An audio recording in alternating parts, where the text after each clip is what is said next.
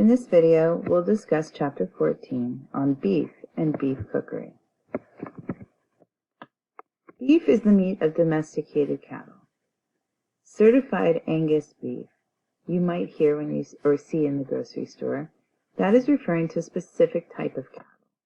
That is referring to Angus cattle that is coming from Scotland. You have Kobe beef, that is extremely popular right now, also marketed as Wagyu.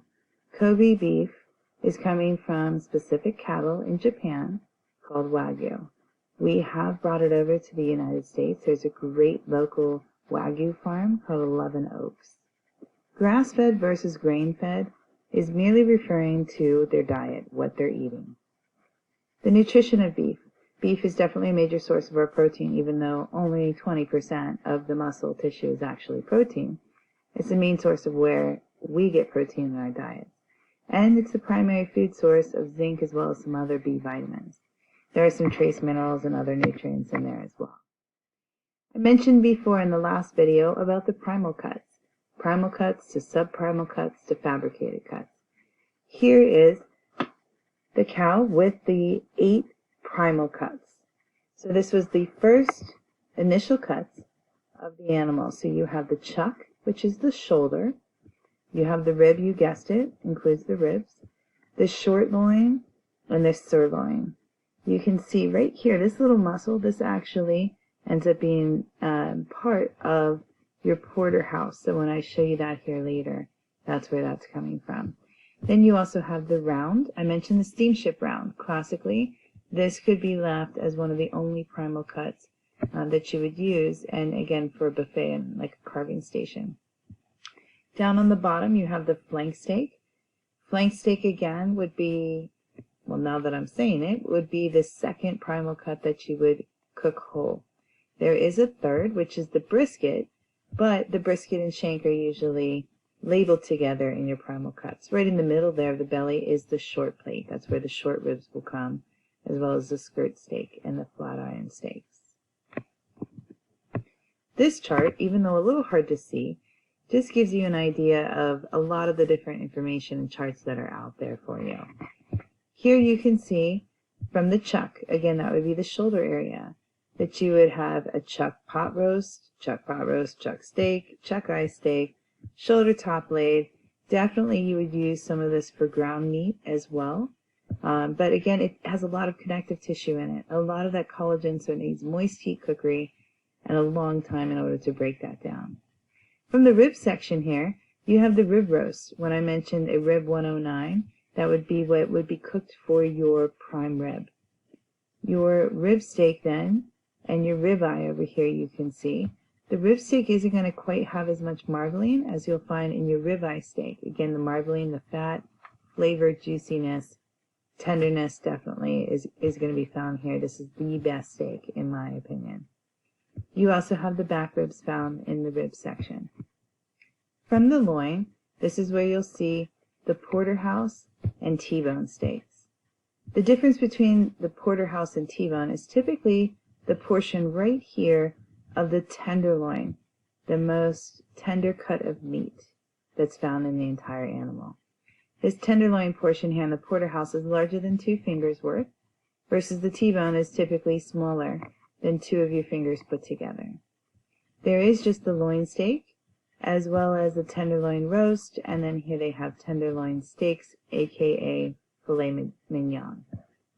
From the sirloin then, you'll have the tri-tip roast, tri-tip steaks, as well as top sirloin steaks. You can notice there's not a whole lot of marbling going on there as well. Then when you get into the back end of the cow, here you have your top round, your bottom round, as well as your eye round steaks, and the knuckle is also found. Those are the 4 main subprimals you'll find within the round. We also have here at the bottom the shank and brisket. This is what would be considered an Osso Bucco cut. However, typically this would be coming from veal rather than be cooking with the beef. Imagine how tough this cut is around the leg bone, how much activity, how much work it is. The brisket is here, skirt steak as well as the flank steak. At the bottom, the other steaks are really just stew meat, ground beef, cube steak, Again, fajita meat, things that you can get from a lot of different cuts here as well.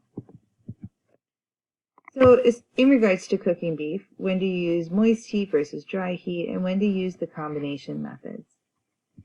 Moist heat is when you're going to be cooking something for a long period of time. We're definitely going to want to have some moisture in there, give it time to break down that collagen. With dry heat, such as putting it on the grill, searing it in a dry pan, you also have working it under a broiler, like 1700 degrees there at the Hilton. You're looking to really just get a nice, very hot sear on the outside of it, almost a burn on the outside of it. What that's going to do is seal in all those juices. That way, as it's cooking, all those juices can stay in there, again, the flavor as well. When to use your combination methods, this is really going to relate to larger cuts of meat coming from very tough areas, so the shoulder, the back end, something to where there's a lot of connective tissue. However, they're smaller cuts, so you want to sear them first, lock in those juices, but then let it have a long period of time. And again, braising is a little bit of moisture, finishing it off in the oven there. This is not a stew. We're not covering it with the moisture. I'm sure if you've ever ordered a steak out at a restaurant, they've asked you how you want it prepared. Now we have a blue rare. Otherwise, there is a rare, medium, medium well, and well done. Those are the common terms you'll hear when you're asking for how you'd like your steak to be prepared. At the top, I do have temperatures. However, I very much hesitate in putting these temperatures there because I would never advise you to stick a thermometer in a steak on a grill, in a pan. That, I would say, is more reserved for large roasts. Large roasts that you are going to pull out of the oven, let them sit for a period of time, and then slice them down, such as your prime rib. I can see these temperatures relating. However, when it comes to checking the steak doneness, again, if you stick a thermometer in there and you pull it out, you just poked a hole in a water balloon. All that moisture is going to come out. All of that work that you did to make sure it was staying in there is now gone. So here you can see a blue rare, seared on the outside but completely red throughout. Red then does have a thin layer of the searing but still red throughout the center. Medium rare typically will have about half of it being still red where the rest is pink. Medium will have a thin layer of pink in the center.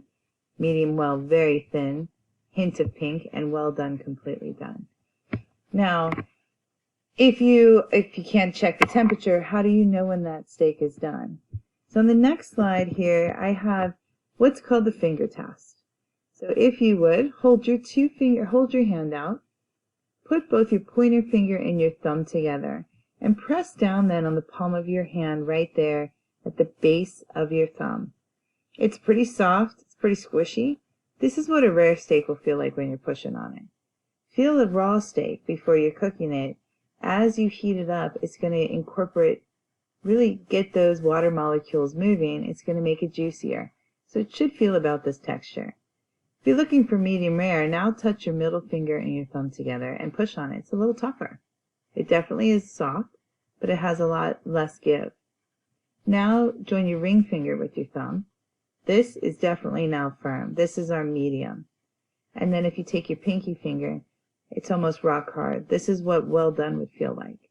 So once you're cooking a steak, again, you don't want to stick a thermometer in it. This is really the best way, by touch, to see and feel and determine how your steak is cooked. There's a few terms I want to mention before ending this video.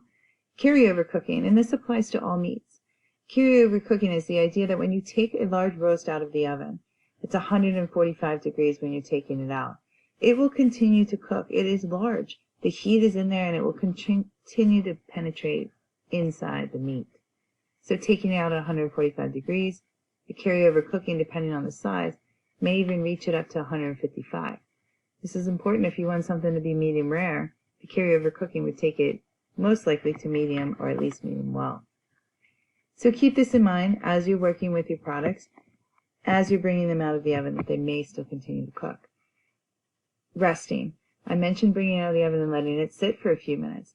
This is important to let the juices just redistribute themselves evenly throughout your meat. You lock them in there. They've been moving all around as they've been cooking, having a huge dance party. Let's let them just chill out, resettle themselves.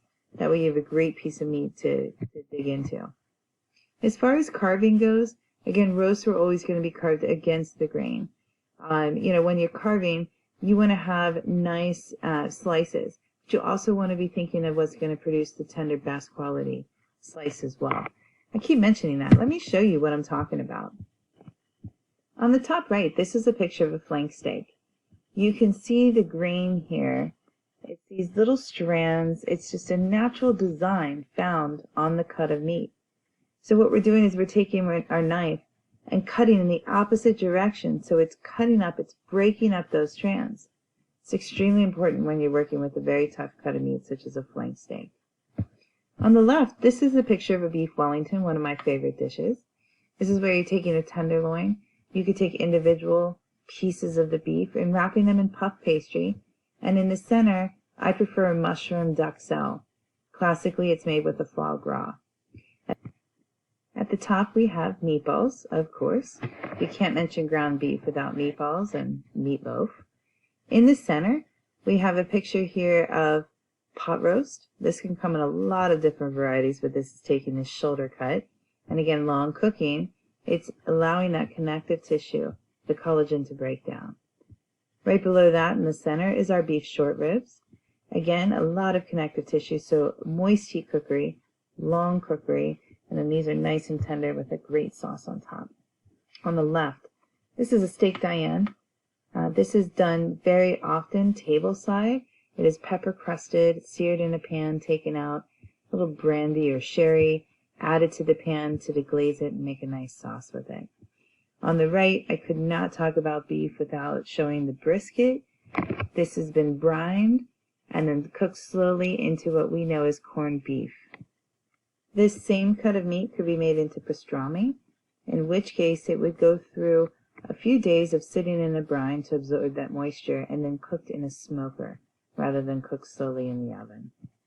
I'm really looking forward to our meat cookery lab.